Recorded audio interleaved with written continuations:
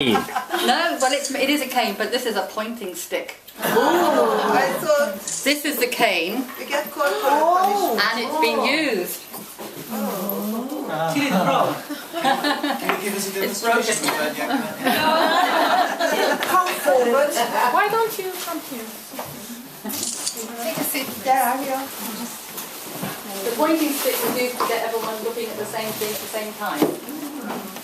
Because they weren't in earliest times in education, first off the beach. They come to here for the first time. They've never sat in a school before, never behaved themselves as all students should in school.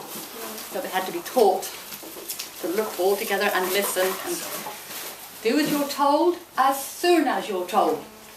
It was one of the mantras of those from those days.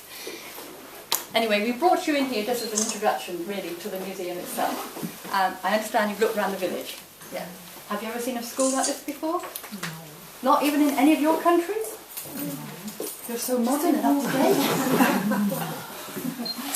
This is a replica. There was never a school here. This is in the room that was once where the coaches were kept for the big house where the museum is. And the blue doors on the right there, as you pass, are where the stables were for the horses which took the carriages around the village. People made a lot of money in Appledore. Some people made a lot of money, not many, some. And they built these grand houses. They were master mariners. They sailed around the world. They took lots of risks. They were brave. They were very skillful, very knowledgeable seamen, and those that survived did well. Even when, in the days of pirates, ordinary men who sailed with these wealthy people would have a percentage of the prize, which was stolen from another pirate ship. You know about the pirates. I won't labour the point, it's too long ago.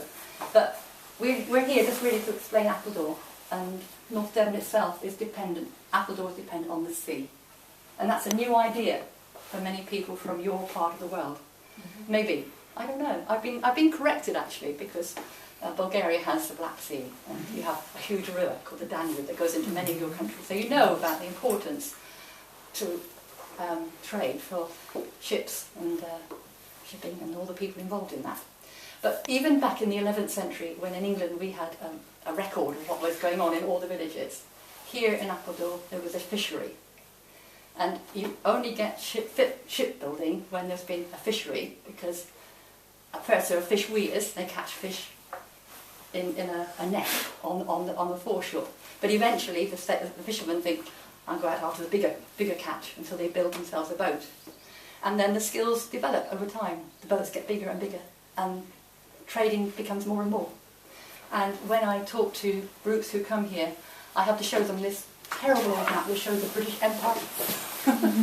Because many people from your area don't realise, you've heard of Copernicus. From Poland. Oh, we have. Poland, yes. Yes. Janina is from Poland. Yes, yeah, so. we have your countryman working in the village now, do you know that? Yeah. And that is why I today have this T-shirt on, because of the Polish people who work in the shipyards. Yeah. So they closed down Polish shipyards, mind you, to open some other countries. I'm joking, but it's a serious matter, because they had a very long tradition, and I think that at least Gdańsk shipyard should have been kept for solidarity reasons, because all the changes started in Poland and that other countries followed. So it's very sad that shipyards very sad about all it. around the world have yes, I don't understand the policy of the country. No, it doesn't make sense. Common sense says keep the shipyards, keep them. Yes. Because it's the quickest way from Moreover, A to we B. have access to the Baltic Sea, so it was right. equally important. Yes.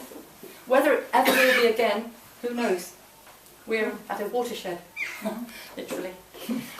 Anyway, because of the ancient superstition that the world was flat, many people took a long time to be encouraged and to think about actually sailing away from land very far. We're going back 12th, 13th century, because they had stories of monsters and falling off the edge of the world and terrible stories. But they did eventually overcome that with Columbus and somebody who was an Italian actually, who you may have heard of, John Cabot, who went to found Newfoundland, which is part of Canada.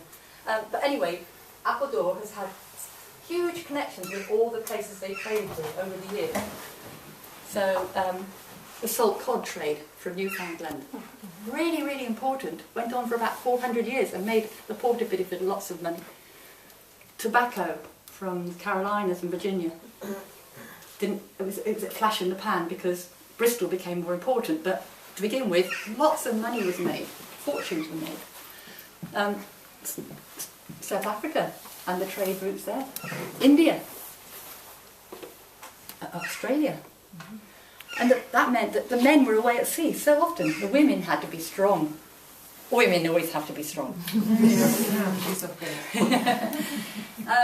But physically strong. If the men weren't here to unload cargoes, the women did it. They were called stevedores. So they had huge muscles. But they had huge families as well.